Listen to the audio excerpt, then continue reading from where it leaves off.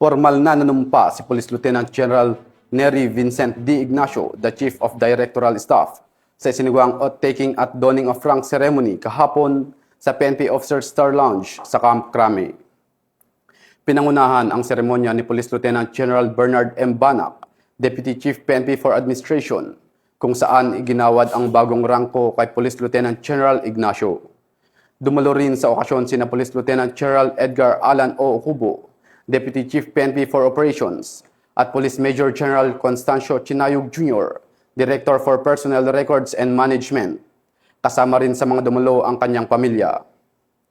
Ang naturang seremonya ay pagkilala sa dedikasyon, pamumuno at serbisyo ni Police Lieutenant General Ignacio habang patuloy na ginagampanan ang mas malaking responsibilidad sa hanay ng pambansang pulisya.